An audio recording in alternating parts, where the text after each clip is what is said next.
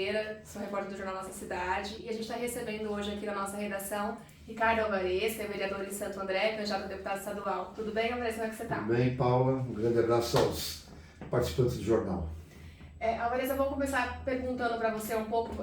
Alvarez tem uma história super antiga com a cidade de Santo André, ele acabou de me confidenciar aqui que nasceu em Ribeirão Pires, então a história é com o ABC. Queria que você me contasse um pouco da sua história política. Se você puder contar pra gente como é que você iniciou, como é que tem sido desde então, foi 3 vezes vereador, né? Conta pra gente como é. Isso, Paulo. Estou no meu terceiro mandato de vereador, né, em Santo André. Fui vereador na época que o Celso Daniel era prefeito, né? Aí saí do PT, montamos o PSOL, fiquei todo esse tempo construindo o partido e agora, depois de 20 anos, voltei para a Câmara. Nem sei se isso, acho até um caso inédito, né, politicamente, por de 20 anos da última eleição disputada, voltar para a Câmara. Mas voltei, até fui bem votado na Câmara, mas eu comecei, na verdade, nasci aqui em Ribeirão Pires, né, sou ribeirão-pirense, morei aqui nos anos 60 e mudei para meu pai, entrou na Ródia, para trabalhar na Ródia, aí nos anos 1970, 69, 70, mudei para Santo André. Então estou em Santo André desde então. Mas eu comecei a militar politicamente quando entrei na faculdade, né, fiz geografia na USP. Aí quando entrei na geografia, entrei e comecei a dar aula, né? A situação não era muito tranquila em casa, tá? Então entrei na universidade e comecei a trabalhar. Com 6 meses de geografia comecei a dar aula, né? Imagina, quer dizer, quase 20 anos, né? E aí fiquei 36 anos dando aula, e a militância na escola, dando aula, eu entrei no movimento sindical, fui tesoureiro, presidente do sindicato dos professores das escolas particulares do Grande ABC, o Simpro-ABC, e aí estava filiado ao partido, uma coisa juntou a outra, tínhamos um grupo dentro do PT, me candidatei a primeira vez em 96, me elegi, me candidatei em 2000, me reelegi, e a minha história de militância política é magistério, sindicato e depois a vida parlamentar. Você está no PSOL, né? E você foi um dos fundadores do partido, não foi isso? Você estava junto desde o começo do PSOL? Como é que foi essa sua vida para o PSOL? Então, quando eu terminou meu mandato em 2004, né, o Celso foi assassinado em 2002, foi um momento muito difícil, né, naquele período, e naquele momento a gente avaliou que deveria buscar uma outra opção partidária, né, então o pessoal nasce ali, 2004, 2005, inclusive agora, na semana passada, o pessoal fez aniversário, né, 17 anos, em setembro, e a gente em 2004 começou a montar o pessoal, mas assim, foi muito difícil, né, passamos uma década e meia quase numa situação, era um deserto, né, você tentar montar um partido de base, de esquerda, de baixo para cima, com participação, então foi muito difícil. Agora o pessoal está ganhando visibilidade, o partido está elegendo bancadas, deve crescer agora nas bancadas de federal e estadual aqui em São Paulo e pelo Brasil afora, né? Então é um processo de construção difícil, mas a gente entende necessário. A gente sabe que não é fácil montar um partido, né? Não. Veja Bolsonaro aí que tentou e não conseguiu, né? Se você quiser montar um partido de negócios, no Brasil você monta. Agora, você montar um partido de esquerda, enraizado, de base, que tem. O pessoal é um partido difícil, né? Tem muito debate. A gente debate o tempo inteiro a identidade do partido, de não correr riscos de tomar atitudes que acabem desvirtuando, né, a identidade. Então, em função desse debate intenso interno, democrático que o partido tem, é necessário, o partido não tem desvios, né? Então a gente manteve sempre uma determinada linha de esquerda e isso fez com que o partido crescesse no cenário político. Ainda é um partido pequeno, mas é um partido em crescimento, né? Crescimento certo, seguro, contínuo, mas no ritmo da política nacional, né? Você falou que você foi professor, né? Então tem essa militância aí, sabe a importância da educação. A gente sempre tem falado aqui com os candidatos que a educação é o que muda a vida das pessoas, né? Então você tem a educação como uma bandeira, Alvarez, como é? Eu passei, foi minha profissão a vida inteira, né? Inclusive eu fui vereador 8 anos e não parei de dar aula, continuei dando aula porque era a minha profissão. Eu sabia que ia continuar como professor, mas vereador é uma circunstância. Então, eu entrei na Câmara, né? A educação, evidentemente, é um foco nosso, né, do mandato, a questão da qualidade de ensino, né?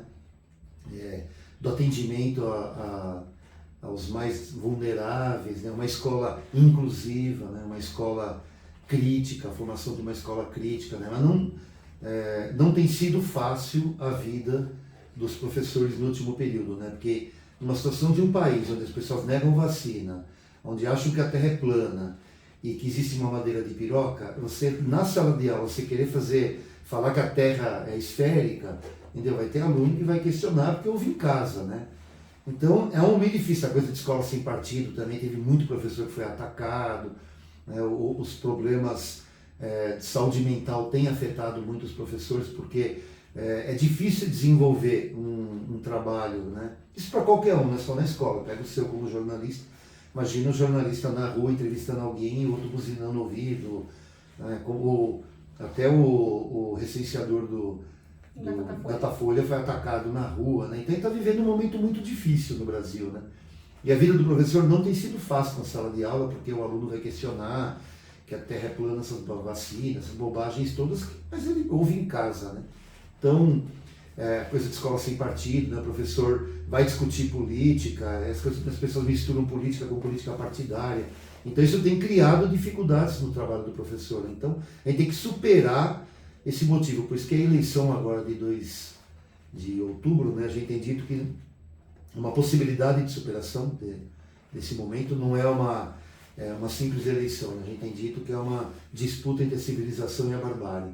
E uma escola civilizada é uma escola que inclua, uma escola que dialogue, uma escola que forma senso crítico, uma escola que tenha debate, e onde o professor tenha liberdade, né, de ensino, liberdade de cátedra, para que ele possa desenvolver um bom trabalho com seus alunos. Né? Você também tem uma parte ligada ao meio ambiente? Como é que esses projetos? A gente está numa briga, por exemplo, aqui perto, né, de Ribeirão Pires, que é a questão do Porto Seco, na entrada de Riacho Grande, do Campo Grande, da estação de Campo Grande, né? É um absurdo aquilo, né? É um latifúndio urbano que uma família possui de 4 km². Para você ter ideia, São Caetano tem 15 km². Né? Eles têm 4 km² ali em volta da estação de Campo Grande. Eles querem usar 1 km² para fazer um porto seco. Isso significaria um desmatamento, um aterramento e a destruição de cabeceiras de rios gigantescos. Né? Então, estamos na luta contra o Porto Seco, a questão da poluição do polo petroquímico de Capoava. A nossa luta não é contra a existência do polo, mas é que o polo assuma as suas responsabilidades de saúde pública e de defesa do meio ambiente. Né? Estamos também na defesa da Mata Atlântica, na Câmara, enfim.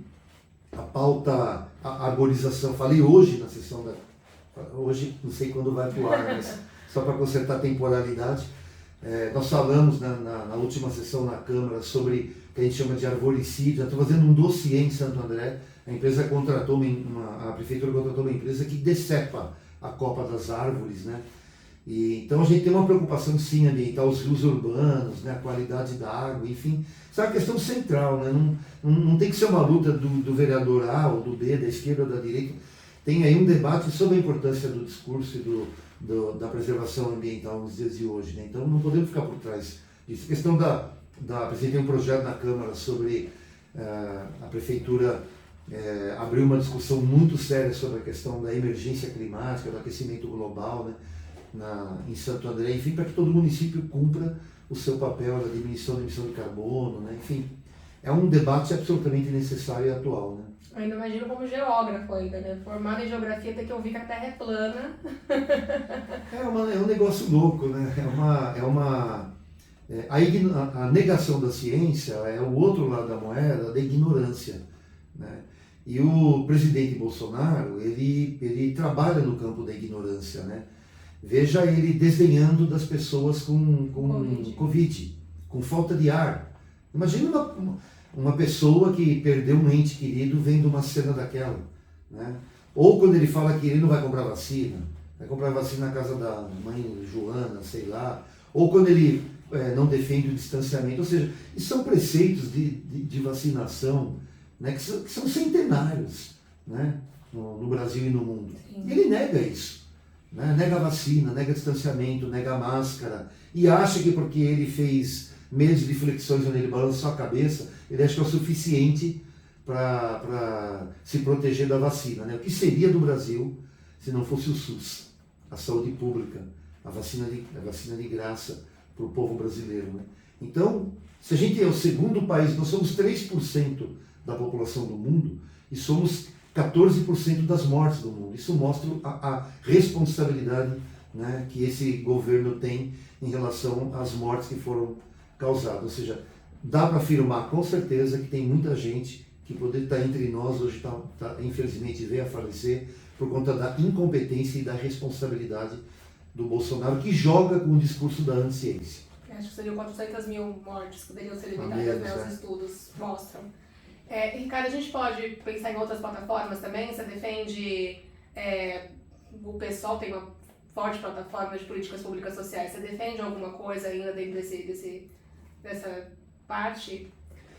Então, nós temos feito na Câmara de Santo André, apresentei recentemente, infelizmente o prefeito vetou e a Câmara manteve o veto do prefeito, né? A gente apresentou um projeto proibindo a arquitetura hostil, né? Aquela coisa de você criar mecanismos da arquitetura urbana para espantar a pobreza, né? A nossa avaliação do poder público tem que ter política pública para combater, que é um problema sério, né? O frio agora, imagina uma pessoa morando em situação de rua, né? Então, é um absurdo isso, né?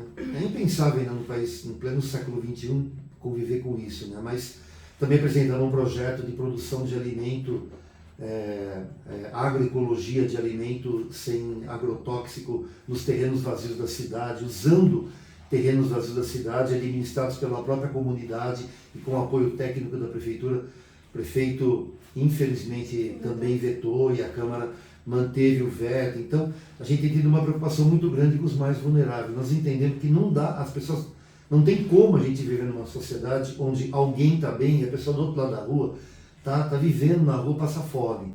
Então, quando você reduz a vulnerabilidade, você reduz as desigualdades sociais, isso faz bem para todos. Quando você junta poucos ricos, isso faz bem só para alguns poucos ricos. Então, nós temos que pensar socialmente, tem que pensar na sociedade. E diria que esse não é o único, evidentemente, mas é um grande desafio, né, que está colocado para 2023, se o Lula ganhar a eleição, se o Haddad ganhar o governo do Estado, se as bancadas de esquerda na Assembleia Legislativa, na Câmara Federal, no Senado. É um desafio que está colocado para a gente, essa questão de olhar para o social, ter um olhar para o social, né, ter um olhar para recuperar uma parte da sociedade que foi jogada para a fome, para a rua, para o desemprego, né, para falta de perspectiva. Isso tem que ser resgatado. Né? Então, a questão desses projetos na área social, eu diria que são fundamentais no próximo período. Né? Eu tenho para mim, eu como trouxe para mim a política devia ser para essas pessoas, né? Porque é quem depende mais delas, né? Infelizmente, nos últimos tempos a gente viu isso cair um pouco. Ricardo, a gente também tem um número muito pequeno de parlamentares, tanto na Assembleia quanto no Congresso, para o tamanho da nossa população, né? A gente sempre tem falado aqui, vote pelo ABC, temos trazido os candidatos aqui exatamente para que possamos apresentar todos, para que as pessoas possam ver que a gente tem uma gama grande de candidatos. O que a gente pode esperar de você lá na Assembleia? Olha, a nossa proposta, em primeiro lugar, já falei essa questão da vulnerabilidade, né?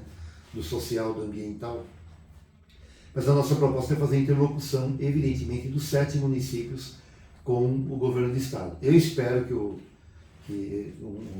Haddad, né, um programa mais à esquerda, mais progressista, né, ganhe as eleições. Então nós vamos querer fazer a ponte, sim, do governo do Estado com o grande ABC. É evidente que um deputado estadual não fala só para uma região, ele é deputado do Estado. Né? Ele tem que ter uma preocupação do Estado, ele tem que olhar para o Estado, mas a gente quer fazer essa ponte, né, com a intersecção entre as demandas e as necessidades da sociedade e o governo do Estado, mas também vamos querer diálogo com o governo federal, né, porque dá para criar uma simbiose em São Paulo, eventualmente Lula e Haddad.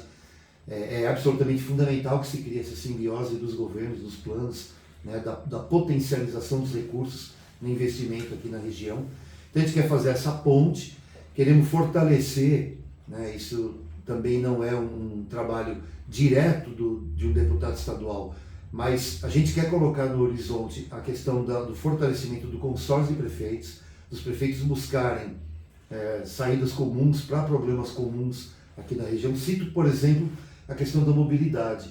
Nós estamos vivendo um momento que não dá para cada município pensar na mobilidade dentro do seu próprio território. A gente tem que ter uma solução integrada. A vinda, por exemplo, do ABC, para o metrô, para o ABC. Os tucanos não tiveram a capacidade, né, depois de 35 anos no governo, além de um crescimento lento, né, da expansão da quilometragem do metrô aqui na Grande São Paulo, eles não chegam no ABC, quase 3 milhões de habitantes, e você não tem essa oferta. Então, essa questão da mobilidade é uma questão central que dá para buscar alternativas comuns, mas tem outras, né? Tem, como já falamos, a própria questão ambiental, né? O ABC é uma área de cabeceira da margem esquerda do Tietê, né? Então tem o Tamanduá, tem um rio importante. Então a gente tem que pensar a preservação da cabeceira, ampliar a área de Mata Atlântica, de recuperar a Mata Atlântica, de preservar a produção de água, né? Que é um papel do grande ABC. Enfim, essa ponte dos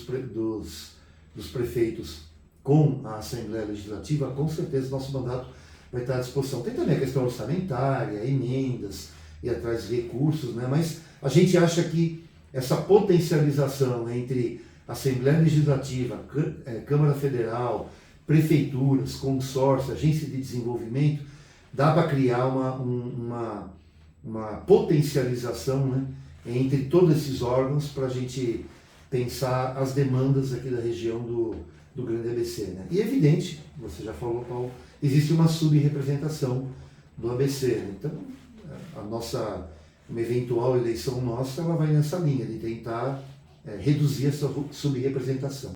Você tem sido uma figura emblemática em Santo André, porque Paulinho Serra é uma potência, né, dentro mesmo das coisas tucanas, e você tem sido uma voz que tem se levantado na Câmara, não sempre julgando negativamente, mas sempre apontando possíveis necessidades de melhora, e a gente até falou aí um pouco sobre como você foi uma voz dentro disso nas últimas eleições, fazendo esse questionamento. É difícil, Ricardo, ser uma voz solitária lá? Como é?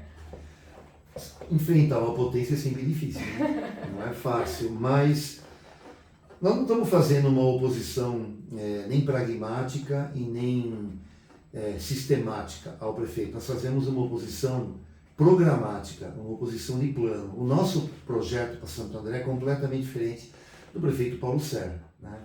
Ele, evidente que ele tem suas qualidades, ele construiu um biombo político em volta dele, com partidos, com o judiciário, com o Ministério Público, com imprensa, grande imprensa, né, com figuras políticas proeminentes, com o empresariado. Então ele tem uma força política muito grande, mas a gente tem conseguido marcar posição em relação às nossas diferenças com o mandato dele. Né? É um mandato profundamente midiático, né? Profundamente midiático, é até engraçado, até convido, né, os internautas, né, do JNC a acompanhar, você passa pelo YouTube. A sessão é engraçada, porque os vereadores da base do governo vão lá e apontam toda a sessão os problemas, mas eles poupam o prefeito. Entendeu? Eu faço igual, mas eu não poupo o prefeito. A saúde está com um problema, tal, mas o prefeito está fazendo um grande trabalho. Não sei o que está acontecendo, mas o prefeito está fazendo um grande trabalho. Então, é essa coisa até entendo, né, vereador, da situação. Nós não, a gente está apontando que nós temos divergências, não tem divergências pontuais com o prefeito. Nós temos divergências estruturais com o prefeito. A gente acha que a questão da participação popular não existe no governo dele. Ele gasta muito com visual, né? Por fora a bela viola, por dentro pão bolorento. Então a saúde está um caos em Santo André. Ele tirou ônibus de circulação por conta da pandemia e não colocou de volta. As pessoas estão me assistindo, quem anda dentro de Santo André sabe do que eu estou dizendo. É 30 minutos, 35, 40 minutos no mínimo em Santo André para você conseguir embarcar num ônibus, porque ele tirou ônibus das linhas e não colocou de volta. Né? Então ainda tem falta de vaga em creche no município, ele defende o polo petroquímico, ele defende o Porto Seco, problemas ambientais que ele não coloca no horizonte dele, não tem uma medida dele com relação a essa questão da emergência climática, do aquecimento global, não tem uma medida dele em relação a isso. Os empresários de ônibus de Santo André é quem mandam, né, na definição do trajeto, na definição do preço da passagem, na definição do distanciamento entre um ônibus e outro. Então a gente tem que ter uma outra gestão em Santo André que olhe, né, fundamentalmente para os mais vulneráveis, para a periferia, onde estão os pretos, os pobres, as mulheres, né, a população mais necessitada. Né? Ele gosta de fazer hamburgada do bem, tudo bem que faça hamburgada do bem, mas não tem uma política cultural para o jovem na periferia. Né? Não tem. Então, tem que inverter prioridades. Essa é uma questão central na nossa divergência com ele. Não, e é uma situação em que um deputado faz a diferença no auxílio aí, né, que vem ao município, né? É o que eu falei, se a gente estiver lá, né, supondo que eu entre, o prefeito tem mais 2 anos de mandato. Nós não vamos, de maneira nenhuma, né? Lógico, nós não vamos rivalizar com o prefeito. Eu rivalizo na Câmara, mas eu rivalizo em função dos projetos, porque é uma questão de divergência política. Né? Mas na última sessão eu votei favorável ao projeto de educação que ele mandou para a Câmara, mas eu falei, antes da segunda votação, eu quero uma explicação sobre isso e aquilo, usei a tribuna para falar isso. Então, para mostrar que eu voto contra todos os projetos dele, eu não faço isso. Né? Para mim, cada projeto tem um conteúdo. Eu leio os projetos, estudo os projetos e opino nos projetos. Eu fazia isso com o Celso, que era prefeito do meu partido, né? Que era um grande prefeito, o Paulo Serra. Lamento, Serra, você não vai gostar do que eu vou falar, mas você não chega aos pés do Celso Daniel do ponto de vista de gestão pública e de políticas públicas. Então, eu discutia com o Celso, não vou discutir com um tucano, um prefeito com o qual eu não tenho nenhuma afinidade política partidária. Né? Então, é do jogo, ele tem que entender isso. Eu entendo, ele é forte, muito mais forte do que eu entendo que ele tem que entender. Para fechar, vou colocar você um pouco na fogueira, não tanto, acredito. A gente está numa eleição de extremos, né? Qual que é a sua visão? Como é que você está visualizando? Porque assim, tanto o PT quanto o bolsonarismo rivalizam ali mas tem uma margem longa aí no meio do caminho que não se identifica com ninguém. O que você acha que sai disso? Olha, eu acho que a eleição, na minha avaliação, era esperado uma eleição polarizada, porque a polarização começou a se dar desde que o Bolsonaro se elegeu, porque no primeiro dia de governo dele, ele já começou a pensar na reeleição. E ele governou o tempo inteiro para isso. Um exemplo claro e óbvio, o programa emergencial, a distribuição de bolsa, o Auxílio Brasil, né, do governo dele, veio agora no apagar das luzes. O valor da bolsa subiu por conta da Câmara, porque ele queria um valor menor, o pessoal também batalhou por isso, e acaba em dezembro. Né? E outros programas sociais, do gás, etc., tudo visando a eleição. Ele fez isso o tempo inteiro. Então, é evidente que, como ele é um presidente, na minha avaliação, ele é um presidente fascista, né? O que ele faz? Ele provoca com que haja uma união do outro lado. Se tem uma união com ele, tem uma união contra ele. Então, o país está literalmente polarizado. Então, eu esperava uma eleição polarizada. Né? Eu acho que seria, e isso se confirmou, o cenário estava dado. E essa polarização, ela percolou pela sociedade. Então, se deu na eleição para governador, ela está se dando na eleição para Senado, para Câmara, para deputado estadual e federal. Então, é uma eleição profundamente polarizada. Eu participo de eleição desde o começo dos anos 80, quando eu comecei a votar, eu nunca vi uma eleição tão polarizada, né, como essa. Então, não tem lugar para a terceira via. Isso está mais do que óbvio. Precisa avisar o Ciro Gomes, né? Acredita que tem lugar para a terceira via. Não tem terceira via, né? E o caso aqui de São Paulo, por exemplo, né? Quem é o Tarcísio? Nem de São Paulo, não sei se vocês viram, que ele não sabe onde fica a escola que ele vota, né? Quiçá ele sabe onde fica São José dos Campos, que é o domicílio eleitoral dele, né? Ele não sabia, foi pego de surpresa lá, não sabe a escola que ele vota. Então, ele nem é de São Paulo. Mas por que ele disputa? É eleição polarizada. Então, a eleição ela é polarizada, eu não vejo um problema em ser polarizado. Né? Eu acho que a polarização também, a depender da circunstância política, da conjuntura que está colocada, a polarização ela é parte do processo eleitoral. Eu não diria que ela é um mal em si. Agora, eu vejo como uma necessidade você juntar as forças progressistas no Brasil para enfrentar o governo Bolsonaro, porque se ele vence as eleições, o Brasil afunda de vez, sob todos os aspectos, internamente, né, e aprofunda o fato do Brasil ser um pária internacional, que é o que acontece hoje. Então, a gente precisa colocar em marcha um projeto civilizatório eleitoral que congregue forças, né, derrotem o Bolsonaro e derrotem por tabela o bolsonarismo para reconstruir o Brasil. E não é nem construir o Brasil, né? É reconstruir, porque muito do que foi feito a duras penas no último período foi jogado assim na lata do lixo com uma facilidade muito grande. Eu acho que isso sirva de lição para as forças progressistas, para não achar que você atingiu um determinado patamar e daí não volta. Volta. Política é o espaço da possibilidade, então tudo pode acontecer. Então a esquerda tem que se organizar, tem que se fortalecer e tem que estar enraizado na base da sociedade, né, porque nós vamos ver um momento muito difícil no próximo período, porque reconstruir o Brasil não é uma tarefa simples, né, é um país que está cindido, é um país que está com seríssimos problemas sociais, políticos, ambientais, econômicos, e consertar tudo isso não se faz num único mandato, né? Então, a nossa candidatura estadual também quer colaborar, e uma eventual cadeira na Lesp, na linha desse projeto de reconstrução nacional. Tá ótimo.